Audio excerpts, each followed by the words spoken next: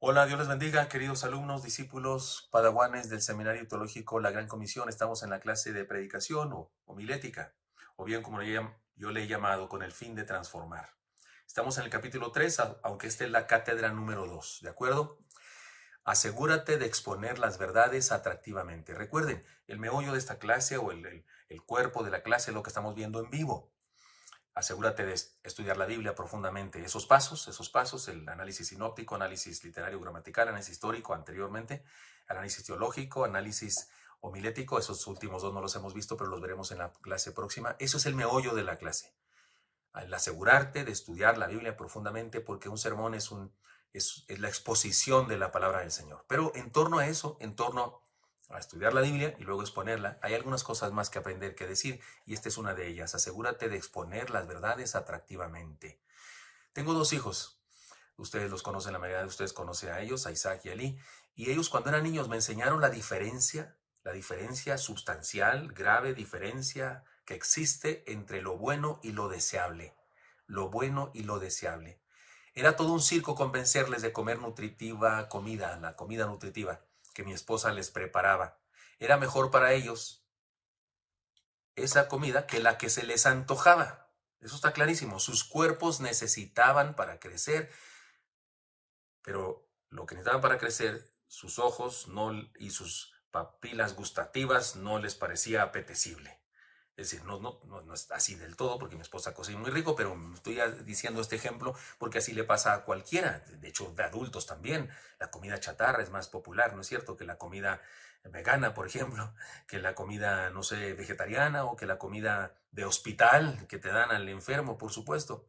No es lo mismo, entonces, eh, lo bueno que lo deseable.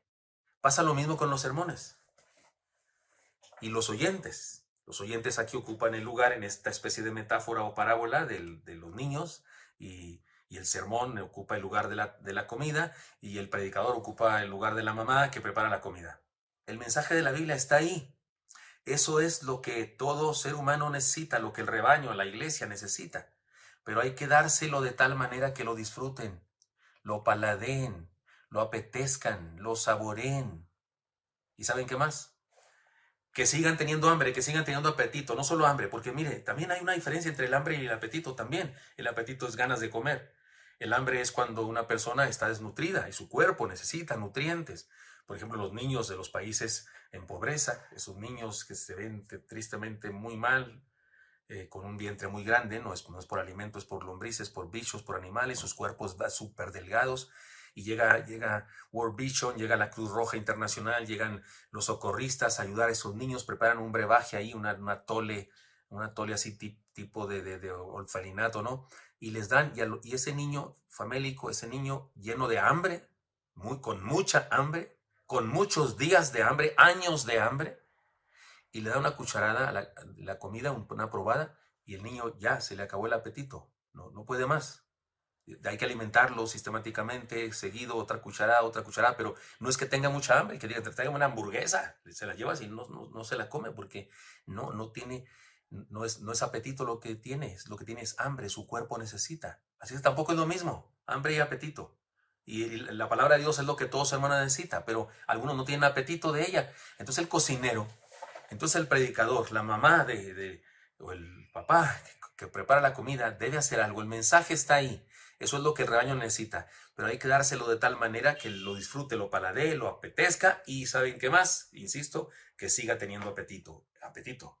Hambre sí va a tener siempre. El hambre de la palabra del Señor no se quita. No se quita mientras estamos en la tierra. La seguiremos teniendo hasta que muramos y vayamos con Él. El apetito es el problema. Es que es el problema que algunos no tienen apetito. Sí, su ser interno sí tiene hambre, pero no tienen apetito. Para lograrlo, he aquí 7 importantes cosas que quiero compartir con ustedes. Otra vez, los asegúrates. Asegúrate de usar todo lo que tengas a la mano. Asegúrate de usar todo lo que tengas a la mano. Me presenté un día, creo que por aquí tengo esto que les quiero decir. Me presenté un día, a ver, aunque estoy en mi oficina, no lo tengo. Sí, acá está. Me presenté un día con un tamache como este. Es una bolsa así de piel. En esta ocasión tiene otras cosas, pero un día me presenté a la iglesia hace años acá en Oreb y les dije a los hermanos, hice esta declaración. Creo que no era esta exactamente, sino era una que que habían hecho los tarahumaras allá en mi tierra. Era un pequeño, ¿no? Pues cabía apenas en mi mano, igual que esta. Hagan de cuenta esta. La puse frente a todos y les dije, hermanos, ¿me creen si les digo que tengo aquí adentro toneladas de manzanas? Suficiente madera para hacer 10 púlpitos de 10 iglesias y una mesa de Santa Cena para aquella iglesia. ¿Creen ustedes que tengo aquí un camión y tal vez más de un camión, tal vez 2 camiones de tomates, toneladas de tomates, montones de rejas de frutas de distintas? Tengo piñones aquí, tengo nueces aquí, pero por toneladas. Tengo varias toneladas de nueces aquí y varias toneladas de mangos y varias toneladas de lotes. Y dije así, exagerando todo lo que yo decía, lo traigo aquí solamente. La gente estaba sorprendida, algunos muy listos como tal vez ustedes también, ya habían descubierto de qué se trataba, algunos no, decía, el pastor está loco, ¿cómo que traía eso en la mano? ¿Es una magia o qué va a hacer?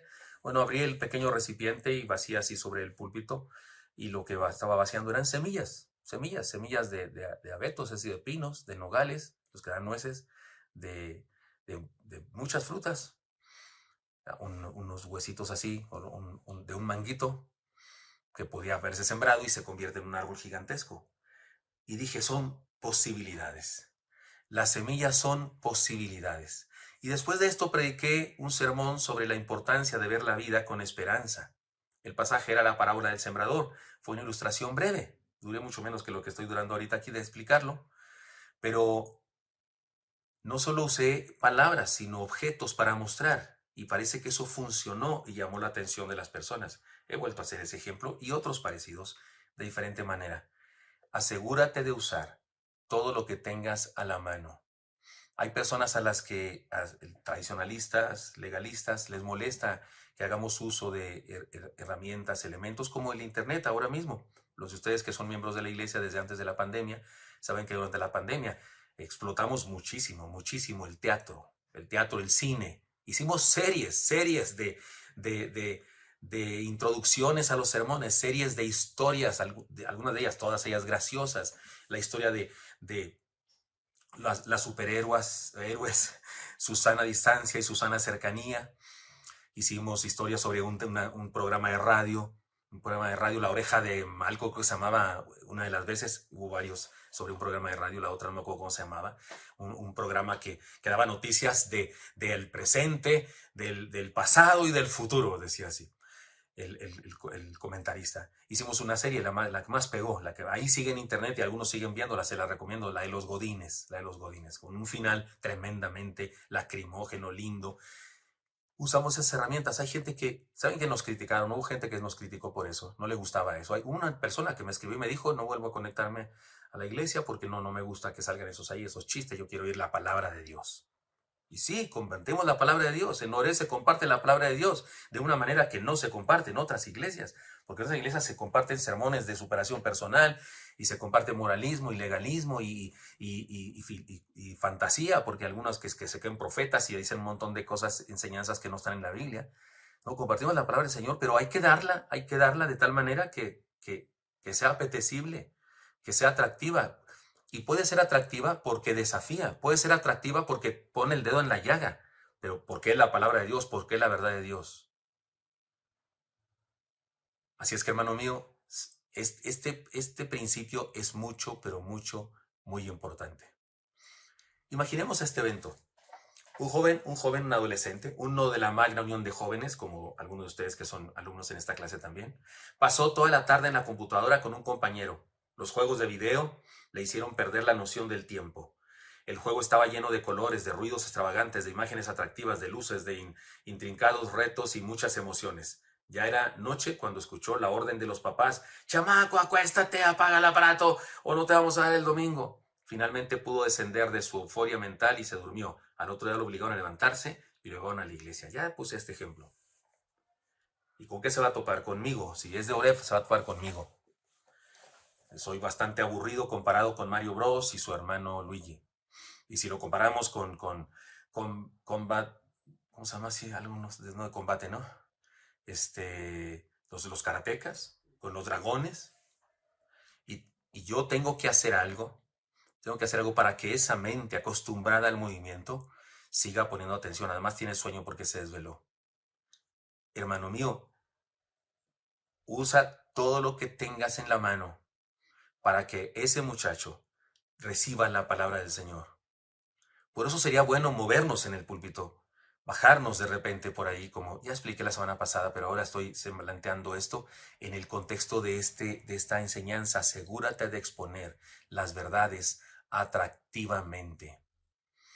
En ocasiones el que se duerme, el joven que se distrae, no es que sea un demonio, no es que sea un hijo de Judas, no es que sea un malcriado, un malvado, que no ama a Dios, que no ama su palabra. No, en ocasiones ama mucho la palabra, ama mucho al Señor y quiere aprender, en serio, quiere aprender, pero, como dije la semana pasada, pero estar frente al busto de Benito Juárez o de Abraham Lincoln solamente detrás del sarcófago de Tutankamón, y no puede poner atención. Pero por eso el día de hoy no sé, los predicadores más famosos se mueven por todas partes. Supe de uno que llevó un ring al escenario, llevó un ring y andaba en camisa y short y tenis, camiseta y traía guantes y habló de golpear, de noquear al diablo. Y yo, bueno, su sermón, su predicación o la doctrina de esa persona que estoy diciendo, que no voy a decir su nombre, no me gusta, no estoy de acuerdo con la doctrina que él tiene, es la doctrina de un poco del falso evangelio de la prosperidad, la doctrina neocarismática. Sin embargo, yo no criticaría lo que hizo, no criticaría que haya hecho todo ese espectáculo, especialmente no lo criticaría porque no sé qué clase de personas tiene en su congregación. Y tal vez tiene una clase de personas en su congregación que le hacía falta hacer eso, que tuvo la necesidad de hacer eso. De inventarse algo con tal de que le pusiera, a lo mejor tenía muchos chamacos de la calle que se agarran a golpes allá afuera y ver un reina ahí en el escenario les causó impresión y pusieron atención y tal vez, y si por eso logró meterles con el Espíritu Santo, con el poder del Espíritu Santo, el Evangelio en su corazón, yo digo, amén, gloria a Dios, porque les predicó la palabra, pero haciendo algo. En la Biblia está lleno de ejemplos de eso. Los profetas hacían eso. Los profetas inventaban cosas, hacían como aquel profeta que le dijo al rey, agarra tu saeta y ahora golpea en el suelo con tu saeta. Y golpea en el suelo y solo 3 veces. Y dijo, si hubieras golpeado 7 veces, si hubieras golpeado más veces, hubieras destruido por todo Asiria. Uno dice, ¿y ese sermón qué? ¿Y ese sermón de qué se trató? ¿Le dice al rey que golpee el suelo y luego le dice una enseñanza? Sí, eso hacían los reyes los profetas de aquella época. Jeremías era experto en hacer eso, en inventar maneras. Usó varios sermones, los predicó con el cántaro, como el que ya puse ejemplo hace rato, que agarra el cántaro y les dice en la puerta trasera de la ciudad, el muladar, que es el basurero, les dice Jehová que ustedes son este cántaro. Y lo rompe ahí. Es un sermón brevísimo, pero un impacto tremendo. ¿Qué le está diciendo? Pecadores, arrepiéntanse, van a ser desechados por Dios por causa de sus pecados. En vez de seguirlo, en vez de ser útiles como un cántaro completo, en vez de ser útiles para lo que es hecho un cántaro, para contener, es un recipiente para contener algo. Ustedes tienen a Dios, su Santo Espíritu, y ustedes no se comportan como deben comportarse, son imperfectos, se han alejado, adoran otros dioses y ¡zas! Los quiebra el cántaro. Sermonazo de primera. Y por supuesto que duró mucho menos que los sermones míos y los sermones de algunos predicadores que usted conoce también. Asegúrate de hacer todo lo que tengas a tu mano para hacer. El problema es cuando las personas que están escuchándonos, el único sentido que utilizan es el oído. Ese es el problema. Y muy a menudo, el único sentido de los 5 sentidos físicos que utiliza una persona es el oído. Y usted también la vista, pastor, pues a veces no, porque el predicador está tan quieto que ya la vista ni para qué la uso, puedo cerrar los ojos y es la misma cosa. Qué bueno que usaran, además del sentido del oído, el sentido de la vista. Y qué bueno que usaran también, no sé, voy a decirlo, el del olfato y el del tacto. ¿Y cómo se puede hacer eso? No se podía, había que echar perfume, no había que echar. Pero ¿qué tal que se la cuentas de tal manera que se puede oler? ¿Qué tal que se lo cuentas de tal manera que se puede sentir? ¿No es cierto que hay gente que hace eso? ¿No es cierto que la radio, por ejemplo, la radio es una de las artes muy importantes? Resulta que no ves nada, pero el locutor o el que cuenta la cosa tiene que contarla de tal manera que la veas y terminas viéndola en tu cerebro. ¿Saben que los seres humanos no vemos con los ojos? ¿Saben eso? No vemos con los ojos. Pregúntele a un neurólogo, pregúntele a un oftalmólogo. No vemos con el cerebro. El ojo solamente capta luz, es todo lo que hace. El ojo solamente capta luz, rayos. No estoy diciendo rayos y centellas, no estoy diciendo rayos de luz. Y penetran por el nervio óptico, llegan al cerebro y el cerebro ve. El cerebro ordena esas cosas y las pone y es lo que vemos. Así es que puedes con la palabra hacer que una persona metafóricamente estoy diciendo, use más que los sentidos del oído y la vista. Y termina sintiendo cosas y termina, no sé, oliendo. Si lo cuentas de tal manera, el que solamente está usando un sentido físico, hace un esfuerzo por concentrarse y cuando cree que lo logró, ya se acabó el sermón. Ya cuando ya había logrado poner atención, ya se acabó. El resultado, una tarea realmente titánica. Este asunto de comunicar es un asunto importante y en ocasiones frustrado, no se logra, no se logra. Cuando yo digo que al que se está durmiendo me lo dejen dormir, y siempre pongo de ejemplo, y parece broma, pero no lo es, y les digo, ese pobre trata de dormir y no puede dormir, le dan pastillas para dormir y no duerme bien, por eso viene a dormirse acá al culto, y en el culto se duerme. Bueno, por lo menos que ese beneficio tenga, por lo menos ese beneficio quiero que tenga una persona, si no puede tener el otro, el de la palabra. Por lo menos descansa, ¿no? Ya cuando llega a su casa que se chuta el sermón en video y tal vez ya está descansado para poder verlo, no sé, estoy diciendo de broma, pero lo que quiero decir aquí es que debemos hacer todo lo que esté a nuestro alcance para comunicar. La pregunta es muy sencilla. ¿Por qué tiene que ser así? Si encontramos una respuesta razonable, surgen otras preguntas. ¿No podríamos hacer, y estas son las preguntas mías, ¿no podríamos hacer la predicación más activa, divertida y dinámica? ¿No podríamos hacerlo? ¿No podríamos incluir algunos otros elementos para que los oyentes usaran otros sentidos y no solo el del oído? Cuando predicamos, no solo predicamos con la palabra, predicamos con todo lo que somos, lo que sabemos y lo que tenemos. Por eso si alguien dice, ¿por qué tiene que ser eso? ¿Por qué tenemos que hacer eso? Yo preguntaría, ¿no podemos hacer eso? ¿Por qué sería malo hacer eso? ¿Por qué sería malo que el predicador se baje del púlpito y se vaya entre la gente, ahí en los pasillos de la gente, y de repente pare a una persona y haga un ejemplo con él de algún tipo? ¿Cuál sería la razón por la que no puede hacer eso? Algunas veces el Jesucristo dijo que no se hiciera, el apóstol Pablo dijo que no se hiciera. Al contrario, lo hicieron. Al contrario, se hizo. El Señor Jesucristo hizo eso. El Señor Jesucristo predicó en las calles, predicó en las veredas de los caminos de las montañas. El Señor vio un sembrador y dio una enseñanza sobre la siembra espiritual. El Señor vio a una mujer en el templo dando 2 dracmas y dio una enseñanza acerca de lo que es la verdadera generosidad. El Señor dio enseñanzas, predicó un sermón tremendo de regreso a Dios en el templo ante el pecado malvado, terrible, penoso de los judíos, vendiendo, no eran ventas de indulgencias en sentido literal, pero era como eso, poniendo barreras alrededor del templo para que los gentiles no puedan acercarse, y les dijo, mi casa será llamada casa de oración, y en el pasaje de Marcos dice, a todas las naciones. Ni Mateo ni Lucas pusieron eso, pero Marcos sí puso, mi casa será llamada casa de oración a todas las naciones. El templo judío debería ser un lugar donde pueden entrar cualquier ser humano de cualquier nacionalidad, pero no, ellos tenían barreras, la barrera de los varones judíos, la barrera donde entraban judíos, incluso mujeres, y la barrera de los gentiles, la más amplia. Y además vendían cosas para hacer un negocio redondo porque no aceptaban ningún cordero que no se comprara ahí. Por supuesto que los de ahí costaban más caros. No aceptaban las ofrendas con sus dineros paganos, decían ellos. Su dinero sucio, tu dinero espartaco, tu dinero romano o griego. Tienes que cambiarlo por la moneda del templo. Pero en el cambio, por supuesto, se llevaban una tajada. Era un negocio redondo y Jesús predica un tremendo sermón. ¿Y cómo lo predicó? A chicotazos. Predicó un sermón a chicotazos.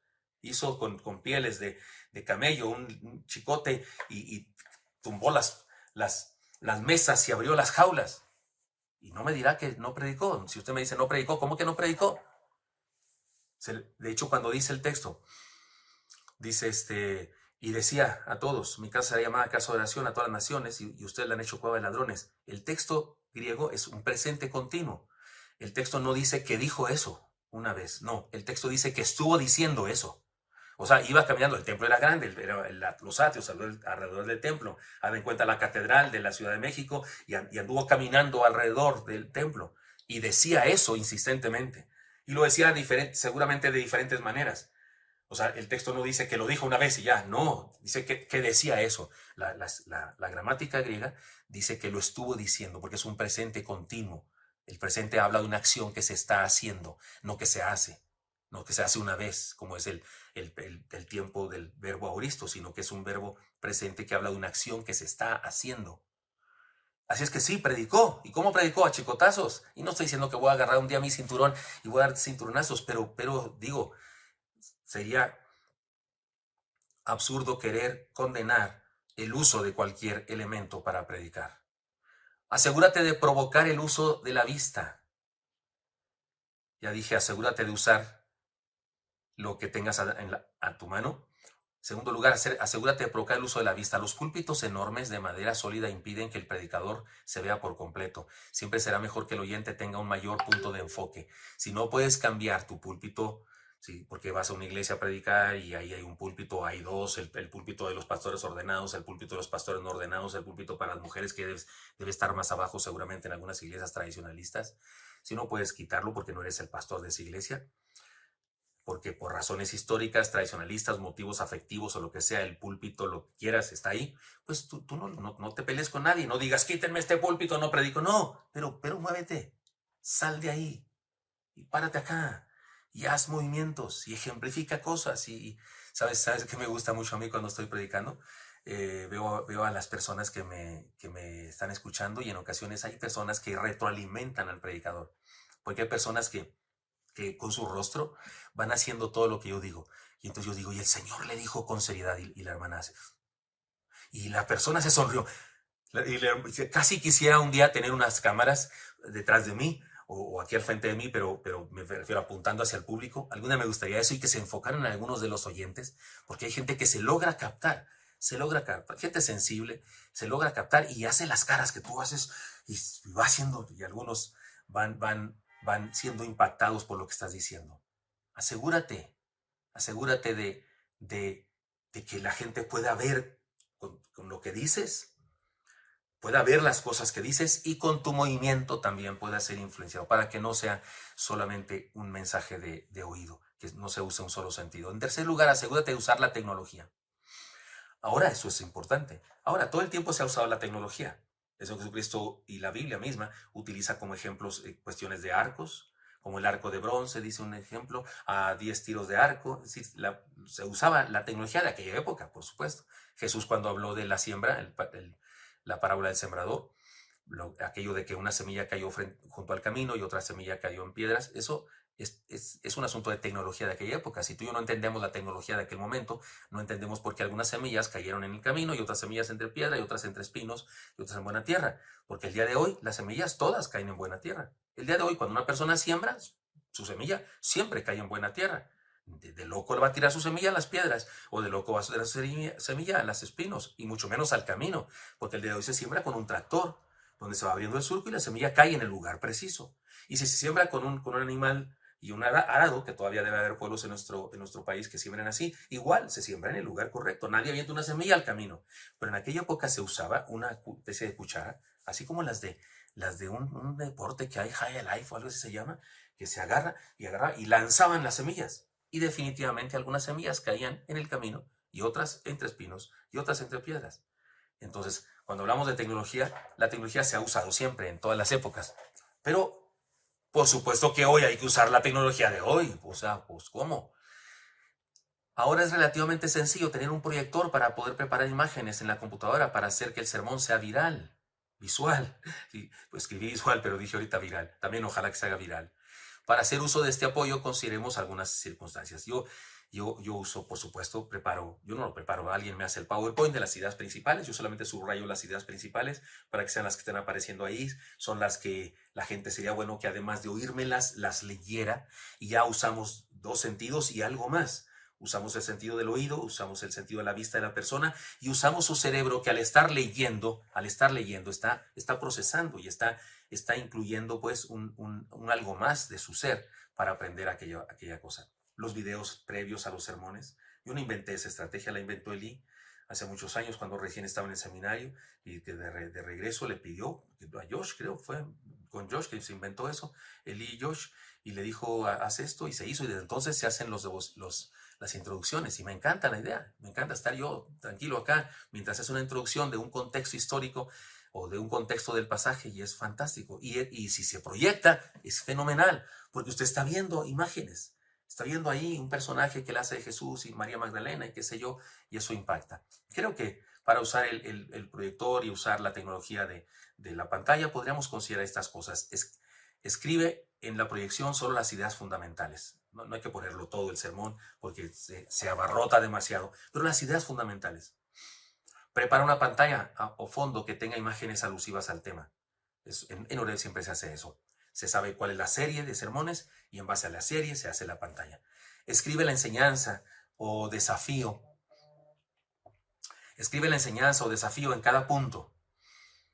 Es decir, la enseñanza principal, lo que vamos a aprender, y el final, la conclusión que vas a dar, también sería fantástico hacer eso. Declara la verdad o enseñanza antes que aparezca en la pantalla.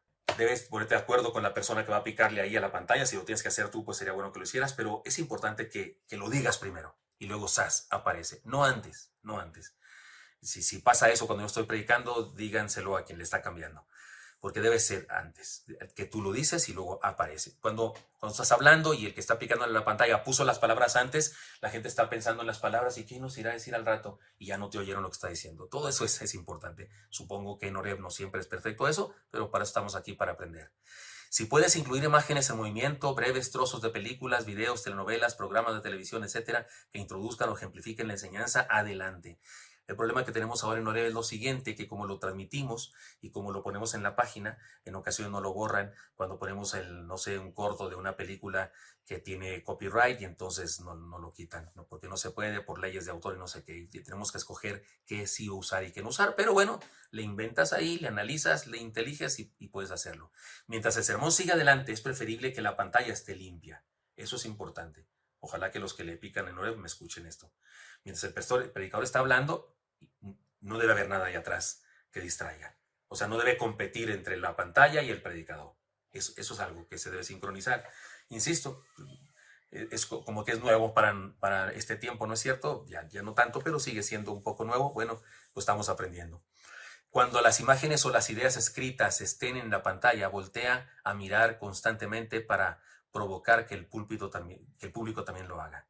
Es decir, es útil que en ocasiones voltees y leas ahí de viva vista, no de viva voz, de viva vista, que voltees para que el público sepa que hay una interacción entre lo que estás diciendo tú y la pantalla, que no sea nomás como una cosa que está allá atrás, sino que el público mismo se sienta invitado a mirar allá, porque hay quienes posiblemente estén así siempre agachados y no viendo allá. Entonces eso ayuda. Yo doy estas 7 ideas solamente para el uso de la tecnología en el sentido de esta tecnología de las proyecciones. El día de hoy existen cada vez más posibilidades para usar la comunicación. Resulta muy difícil mantenerse al día. En cuanto aprendamos a usar un aparato y programa determinado, ya salió otro nuevo. Conviene que se desarrollen en la iglesia ministerios de comunicación que puedan ayudar al público a realizar todo este tipo de ayudas. Debemos encontrar a alguien que nos ayude en esta área. Sí, hermano pastor, si usted, hermano alumno, es un pastor, yo digo que en su iglesia debe haber un chamaco ahí bien bueno, un chamaco tan bueno para la computación que es capaz de entrar a la computadora del Pentágono, hackearla, no sé qué. Debe haber alguno muy bueno en su iglesia. Siempre hay un chamaco así, en ocasiones puede ser un adolescente. Tráigaselo y póngalo a trabajar, que le ayude a usted a hacer uso de la tecnología. Debemos encontrar. No es tan difícil, no es tan difícil. Cuando comenzamos a transmitir nuestros cultos en Oreb, era bastante difícil. Tuvimos que comprar unas cámaras muy especiales, muy caras, y a comprar aparatos y demás. El día de hoy, un celular basta. Un celular basta para que usted se haga viral en el mundo entero. Con un celular, internet, pues, usted puede grabarse, alguien lo graba y con eso se han hecho películas, se han hecho largometrajes, no cortometrajes solamente. Cortometrajes hace mucho que se hacían, pero se han hecho películas, largometrajes con un celular, con un solo celular. Así es que el día de hoy se puede usar, sería bueno usar la tecnología. Me encantaría hacer esto. Mi hijo Isaac, mi hijo mayor, cuando ministraba todavía, era pastor, él hacía unas cosas que se llamaban él predibujaba, se decía dibu sermones. ¿Qué hacía él? Él tenía una mesa así como de arquitecto y tenía marcadores, colores, y él empezaba a dibujar. No es cierto, empezaba a dibujar así en un caballete de pintor, en un caballete de pintor. Y él ahí, lo que dije es lo que yo sueño, pero esto es lo que hacía. En un caballete de pintor, él empezaba a dibujar. Y las cámaras enfocaban a lo que él estaba dibujando. Y así mismo, y luego se volteaba él y predicaba, seguía hablando, y luego se volteaba de espaldas al público y seguía escribiendo. En la cámara se enfocaba en su dibujo. Un día, para mí fue de lo más fantástico que ha hecho, después les contaré otro ejemplo, pero un día él predicó en un crece, me parece que fue el primer crece. Él predicó, era sobre Moisés, y bueno, era la tarea del pastor. La idea era, porque el crece es para pastores, para animar pastores. Y lo que él compartió fue lo siguiente: estaba predicando acerca de cuando Dios le dice a Moisés: desciende porque el pueblo se ha rebelado contra mí. y estaban adorando a la imagen y esas cosas, y Moisés tiene que descender. Y entonces está dibujando, dibuja el monte donde está Moisés hablando con Dios. Al pie del monte estaba Josué, y luego acá más abajo en un valle está el pueblo depravándose, y había una fogata ahí adorando al ídolo aquel becerro, y había danzas, había unas bailarinas, así unas muchachas como bailando alrededor de la fogata esa. Y entonces dice Isaac de repente, y desciende Moisés. ¿Y qué hizo Moisés? Porque en realidad se estaba basando en esa historia, pero estaba citando esa historia del Salmo que dice, el Salmo que habla de esa historia, y el Salmo dice, de no haberse interpuesto Moisés entre Dios y nosotros, de cierto hubiésemos sido destruidos. Es Moisés, el pastor de ese pueblo, que intercede por el pueblo, porque Dios le dice al pueblo, lo voy a destruir a todos. Hasta un lado los voy a destruir. Moisés le dice, no, Señor, perdóname, pero no estoy de acuerdo contigo. Y si vas a destruirlos, comienza conmigo. Es ese pasaje. Ese pasaje hace alusión a lo que pasó en ese día. Y entonces Isaac, dice, ¿y qué hizo Moisés? ¿Cómo vio Moisés al pueblo? Como unos depravados, idólatras. Y había un fuego, y esos bailando, y de repente empezó a garabatear, empezó a hacer muy rápidamente con su pintura, porque era bueno para dibujar, con su marcador, y empezó a hacer rayas y cosas, y de pronto ya no se veía aquellos bailarines, aquellas bailarinas alrededor del fuego, no. Empezó a dibujar, ahora se veía como una zarza, como unas espinas, como unas hierbas con muchas espinas. Él seguía dibujando, haciendo cosas rápidamente, y de pronto se podía ver en el centro de esas espinas una oveja balando, una oveja pidiendo auxilio al pastor. Y entonces dice Isaac, no, Moisés no vio a un pueblo depravado, Moisés vio a unas ovejas atrapadas por el mal y decidió interceder por ellas. Oh, yo lloré ese día, yo lloré. El uso de la pintura, los marcadores, la cámara que enfocaba el cuadro y lo proyectaba a la pantalla más grande, porque Isaac hacía cosas chiquitas aquí, espinas, no se veían a simple vista, pero se veían en la pantalla grande por la cámara que las lanzaba. Uso de la tecnología para darnos un mensaje tremendo. Yo todavía no olvido ese mensaje. Soy pastor, y ¿qué es la gente? ¿Qué es la gente en pecado? ¿Qué es la gente en el lodazal? Ovejas atrapadas que yo debo interceder por ellas. Me encanta esa enseñanza. Y asegúrate de usar, hermano, todo lo que tengas a la mano, incluso la tecnología. Asegúrate de usar el arte. La verdad, los predicadores tradicionales aprendimos a predicar en alguno de nuestros puntos diciendo algún poema o algún himno. Muchos de mis maestros, mis viejos, mis antecedentes, mis antepasados en la predicación, no de mi raza, porque yo fui el primer cristiano de mi casa, de mi familia, pero de mi raza espiritual. Muchos de mis grandes maestros, admirados por mí, decían siempre, como dijo el himnólogo, y los echaban una estrofa de un himno, ¿no? Castillo fuerte es nuestro Dios, defensa y buen escudo.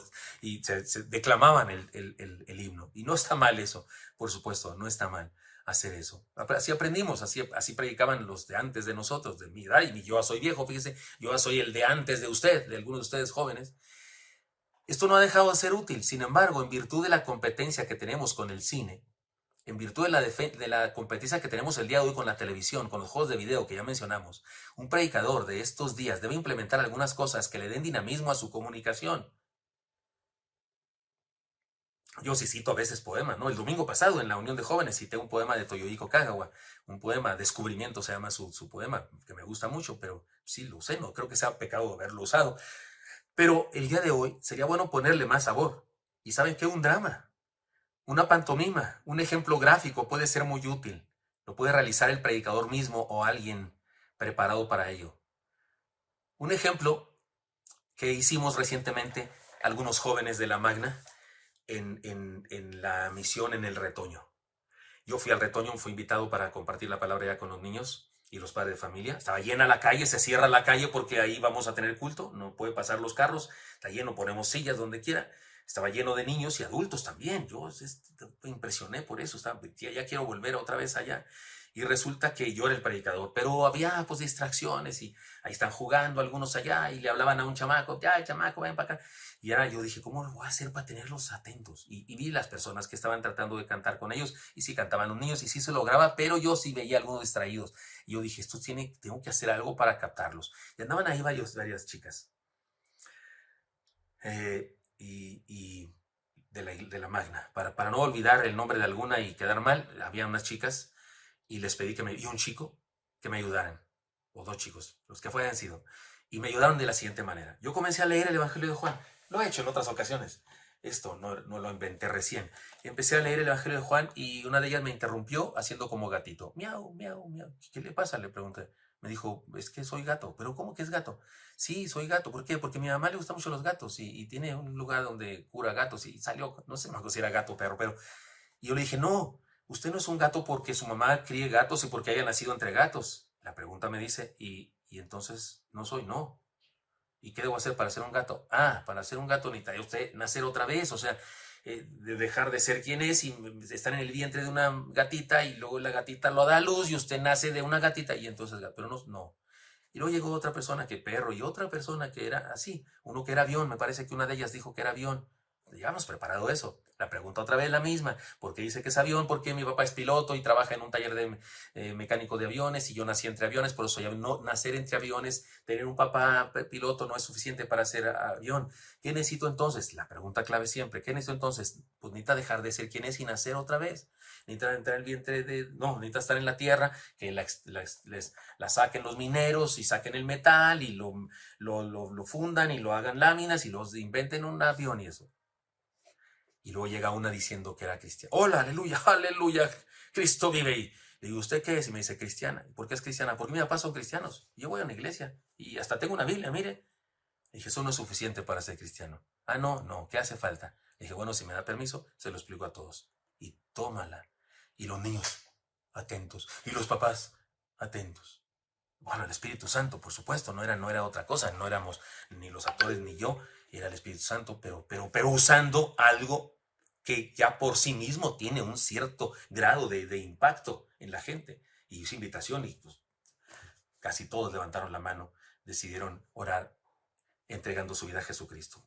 El arte es bueno. Isaac usó el arte de la pintura. Ese ejemplo también va aquí. El arte teatral. La película, el cortometraje que vimos en el último día del año, del año pasado, en donde Josh lo paso yo así improvisadamente porque no había planeado eso, no se había planeado eso, pero pasé a cantar un canto que yo sabía que había compuesto acerca de Jesús. Fue el 24, tal vez fue el 24 o fue el 31 de enero. Cuando haya sido, se usó un cortometraje, una actuación de los muchachos, se filmó ahí en casa, se hizo toda una historia y se proyecta. Hagamos uso del arte. Eso fue parte del sermón. Eso fue parte del sermón. No podemos, hubo una proyección y un sermón. No, hubo un sermón que incluyó cantos, transmisión, todo junto. Existen muchas otras ideas sobre breves dramas que podemos utilizar y otros que podemos inventar de acuerdo a la necesidad. Conviene tener un grupo de teatro que prepare las cosas. Ahora mismo se está preparando para Semana Santa un drama acerca de la pasión de Jesús nuestro Señor. Asegúrate de usar el humor. Hemos dicho asegúrate de usar todo lo que tengas a la mano. Dijimos en primer lugar. Después dijimos asegúrate de usar, a provocar el uso de la vista. Asegúrate de usar la tecnología. Asegúrate de usar el arte. Ahora vamos a esto. Asegúrate de usar el humor. El propósito de... Ojo, aquí hay una línea muy tenue que divide lo correcto de lo incorrecto. El propósito de un sermón no es hacer reír a la gente. Algunos predicadores se sienten muy exitosos si la gente se rió bastante durante el sermón. Pero no. ¿Cuánto se ríe la gente? No mide el éxito del sermón. Puede ser un sermón pésimo, aunque la gente se haya reído mucho. Y puede ser un excelente sermón, aunque la gente no se haya reído nada. O sea, lo bueno o lo malo de un sermón no está en que se ría, ¿de acuerdo? Entonces, ojo con eso. La idea de un sermón no es hacer reír a la gente. Pero no debemos olvidar que el propósito final de un sermón es la transformación de los oyentes. Eso es importante.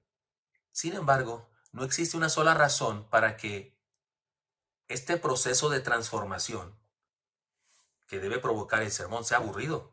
O sea, O sea, el propósito final es la transformación, pero que eso sea el propósito final no incluye que sea aburrido. No dice, bueno, como el propósito es la transformación, debemos predicar un sermón aburridísimo, cloroformo, puro, diazepam, así. No, cloroformo era lo que se usaba antes para dormir a las personas cuando necesitan operar, por si no sabías. No tiene por qué ser aburrido, cansado, tedioso y desagradable. Es triste, pero la palabra sermón incluso se utiliza el día de hoy para hablar de un discurso largo, tedioso, o ofensivo, detestable. Ya no me salgas con tus sermones. ¿No es cierto? Es horrible que se diga eso. Yo que soy predicador de sermones siento re feo cuando alguien dice, es que mi mamá me agarró a sermonear. Ay, digo yo, no es posible, porque si te predica un sermón tu mamá, qué bendición. Qué padre que te predique un sermón tu mamá, pero si te refieres a que te estuvo regañando y nada, y no le digas sermón, di que te puso un regaño, por favor, porque echas a perder el concepto de sermón. Pero esto es verdad, se usa la palabra sermón para hablar de un regaño largo, discurso tedioso, detestable. No existe una sola razón para que un sermón no sea agradable, divertido, dinámico, feliz. Aún los sermones de exhortación, aún los sermones que te tiran a matar y te tienes que poner casco, aún esos, porque un sermón de esos debe tener una solución final. Entrégate a Cristo, camina con Él, pídele perdón, comienza de nuevo. Entonces eso es aliento, finalmente, si es de aliento el sermón, porque te da una bendición, te da una esperanza. Entonces no tiene por qué no ser disfrutable. En los evangelios existe la evidencia del humor en los discursos del Señor. Les leo un ejemplo. ¿Y por qué miras la paja que está en el ojo de tu hermano y no echas de ver la viga que está en tu propio ojo? ¿O cómo dirás a tu hermano, déjame sacar la paja de tu ojo y he aquí la viga en tu ojo, en el ojo tuyo? Yo sé que nadie se rió cuando estaba leyendo yo esto, porque a nadie le parece gracioso esto, pero debió ser gracioso en su tiempo. Es una caricatura, es ironía. Nadie puede tener una viga en su ojo, eso no es cierto. No es verdad. Jesús no está diciendo algo científicamente autentificado. Jesús está diciendo algo irónicamente. Está haciendo un ejemplo irónico, casi sarcasmo. ¿Por qué le ves a alguien que tiene una hojita aquí? Tú traes una viga enorme en tu ojo. Es caricaturesco, es chispiritiesco este asunto. Porque no es cierto, nadie puede traer una viga en el ojo, nadie jamás en su vida ha traído una viga en el ojo. Puede que alguien se haya tenido una viga en el ojo si se le cayó encima y se mató, pero no la puede traer, o sea, no anda caminando con la viga en el ojo. No es verdad eso, eso es algo exagerado, como es una caricatura. Cuando hacen una caricatura de ti, exageran tus rasgos. Si tienes una nariz más o menos prominente, la ponen gigantesca. Si tus labios están más o menos rojos, más o menos gruesos, te la ponen una trompota, porque una caricatura exagera rasgos que tienes para significar que eres tú.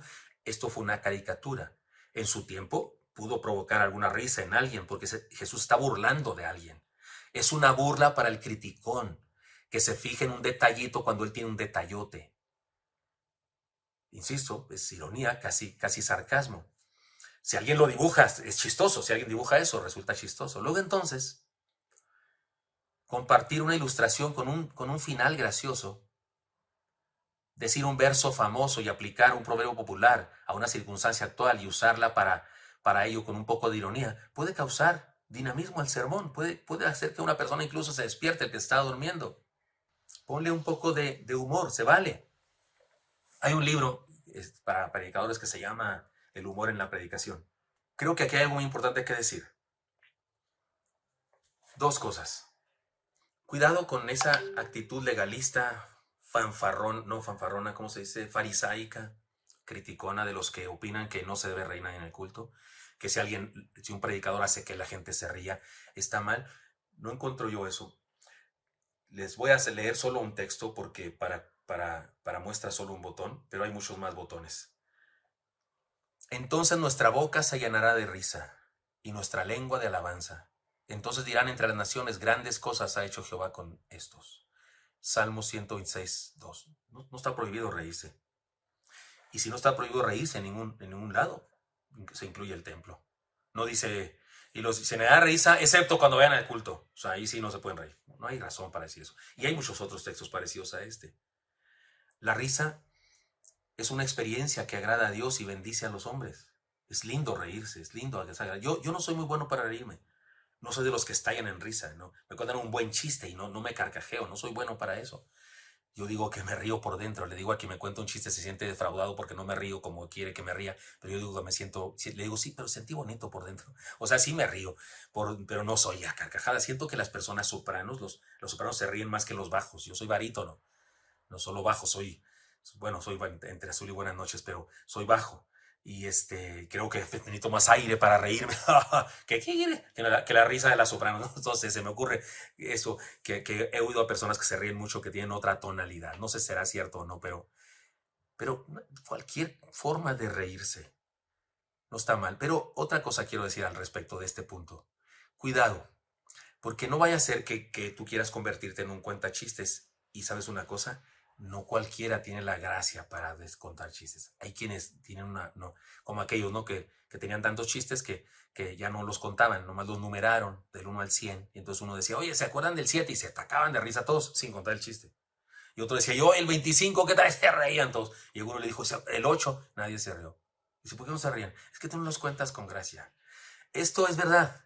Esto es verdad. Cuidado, cuidado. Yo sé de una persona, ya les conté que era la vez pasada, que le dijo su hijo, ¿por qué no cuentas chistes como el pastor? Yo no cuento chistes, cuento ilustraciones. Y él quería contarlos, pero no le salían, no le salían. Oye, ten cuidado, no se trata de que inventes y que, no se trata de que entiendas. Ni siquiera tienes que proponértelo. Solo tienes que entender que no está mal contar ilustraciones y que está muy bien contarlas y que sería bueno contarlas con felicidad, que sería bueno contarlas con alegría, que sería bueno entenderlas tú, aplicártelas tú y luego contarlas con la ironía que merece, contarlas y posiblemente alguien es impactado y le resulta agradable el momento. O sea, pero forzar las cosas puede ser contraproducente. Asegúrate de hacer uso de ilustraciones. Vamos adelante porque se me acaba el tiempo. Asegúrate de hacer uso de ilustraciones. Es probable que para este momento usted siente que ya hemos tocado este tema, porque de todo lo que hemos hablado tiene que ver con ilustraciones. Sin embargo, permítame decirle a usted 5 cosas más sobre las ilustraciones. Las ilustraciones son importantes porque hacen práctica la teoría. Hay quienes jamás entenderán una idea hasta que pueden verla funcionando en un ejemplo. Si yo digo solamente los niños no aprenden acerca de Dios y su grandeza y su poder en el templo, lo aprenden en la casa. Eso todavía no dice muchas cosas, eso todavía no impacta a nadie. Pero si yo pongo esta ilustración y digo, un niño aprendió en su iglesia que Dios es todopoderoso y que es muy bueno y que es grande.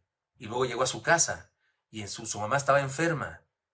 Y el papá le dijo, ven, pequeño, ven, vamos a orar por tu mamá. Y oraron por su esposa y por su mami del niño. Y la señora, después de unos minutos, empezó a sentirse mejor y dijo, gracias, qué bueno que oraron. Ya, también había tomado la medicina y dice, me siento un poco mejor. Y el niño va a decir, eso aprendí hoy en la escuela bíblica, que Dios es poderoso y que nos escucha. Esto que estoy diciendo ilustra la verdad que algunos no la entienden hasta que la ven funcionando. Eso hace una ilustración. Las ilustraciones son importantes porque hacen concreto lo abstracto. Una historia real o fantástica ayuda mucho a la mente humana a poder palpar una verdad. Hay mentalidades y culturas completas que son tan concretas que tienen dificultad para comprender y aprender verdades profundas y solo mediante un evento pueden comprender una idea. Muchos de los pueblos autóctonos de nuestro país, muchos de ellos, su lengua es así, muy metafórica, porque es la manera como entienden las cosas, a través de narrativas, a través de historias, narraciones. La historia del Popocatépetl, que usted y yo conocemos, Iztaccíhuatl y el Popocatépetl, su historia de amor, su idilio amoroso y otras cosas, era algo que les enseñaba a ellos. Así es que las ilustraciones son eso, hacen concreto lo abstracto. Las ilustraciones son importantes porque captan la atención de la gente. Muchas veces cuando estamos hablando y hablando y hablando, emocionados en nuestro discurso, nuestros argumentos y nuestras declaraciones, la gente está pensando en otra cosa. Usted y yo hablando de la transubstanciación y usted y yo hablando de la kenosis de Jesús y la gente no entiende las palabras. Pero cuando comenzamos y decimos, había una vez un niño cuya familia había sido asesinada por un loco fascista, todos dejan de pensar lo que estaban pensando y quieren saber el chisme. ¿Sí me explico? Ahora, este asunto de la familia fascista no sé de qué se trata, nomás yo lo inventé para llamar la atención de ustedes también. Pero cuando alguien dice eso, la gente pone atención. Como prueba de ello, eh, tal vez a usted mismo le pasó eso ahorita que dije de la familia fascista y usted estaba haciendo otra cosa y captó la atención y se volvió a concentrar en la proyección. Una ilustración es importante, capta la atención de la gente. Las ilustraciones son importantes porque son fáciles de recordar. Todos ustedes y yo en ocasiones no nos acordamos del sermón fulano de tal, pero nos acordamos sin falta de la ilustración que contó y de la enseñanza que conlleva. Las ilustraciones son importantes porque usarlas es predicar como Jesús, punto. Hay personas que piensan que no hay que usar ilustraciones. Por favor, yo quiero predicar como Jesús, y Jesús se la pasaba contando ilustraciones. Sus parábolas son ilustraciones, y sin parábolas no les hablaba, aunque sus discípulos en particular les declaraba todo. Es Mateo 4:34. O sea, sin parábola no les predicaba. Él predicaba con ilustraciones. ¿Cómo le haces, hermano? ¿Tú qué opinas que no se debe usar ilustraciones? Si el maestro de maestros usó las ilustraciones, ¿por qué habríamos de no hacerlo nosotros? Si algún pastor al que admiramos no usa ilustraciones, si algún maestro de homilética desprecia las ilustraciones, si a alguien en particular no le gustan, usted hágalo, porque Jesús lo hacía, punto, se acabó. Asegúrate de disfrutarlo mucho. Esto es lo último que voy a decir en relación a asegúrate de exponer las verdades atractivamente. Para exponer las verdades atractivamente, te he dicho, asegúrate de usar todo lo que tengas a la mano. Eso ya de por sí es global. Pero luego me fui a lo particular. Asegúrate de provocar el uso de la vista. Asegúrate de usar la tecnología. Asegúrate de usar el arte. Luego dije, asegúrate de usar el humor. Número 6, asegúrate de hacer uso de ilustraciones. Y por último te digo, asegúrate de disfrutarlo mucho. Si el cocinero no disfruta lo que cocina, difícilmente lo harán sus comensales. Es cierto que en algunas ocasiones el profeta debe compartir verdades que pueden causar dolor en los oyentes, pero la mayoría del tiempo, especialmente para un predicador que tiene un ministerio en nuestro tiempo, en nuestro momento histórico y especialmente para un pastor, la palabra debe ser transferida con gracia, con amor, con sabor y con alegría. Cuando yo era niño, estudié en la escuela donde me enseñaban religión. Mi escuela era de religiosos. Es decir, mis maestras eran monjas. Y resulta que un día, les cuento una experiencia personal. Un día una monjita, no me acuerdo de qué grado era, nos dijo por grupos pequeños. Nos dejó encargados con otra monjita al grupo grande y se llevó no me acuerdo si de 4 en 4, 5 en 5. Nos llevaba, mi escuela estaba en la parte alta de un monasterio de monjas. La parte baja donde está el monasterio en realidad estaba como abajo de la calle. Estaba hacia abajo y arriba estaba la escuela. Y eso que nos llevó por pasadizos secretos, olía húmedo, estaba oscuro, llevaba un quinqué, una lámpara, y finalmente llegamos a un lugar, ya en el centro había una mesa y un candelabro donde se sostiene una vela, y era evidente que había sido muy usado, que había tenido muchas velas, porque estaba la parafina, la cera derramada, así mucho, como que había muchas velas que se habían puesto ahí en años, pero había una nueva vela ahí puesta. Y entonces la maestra dijo, ¿creen que esa vela les puede quemar el fuego? Sí.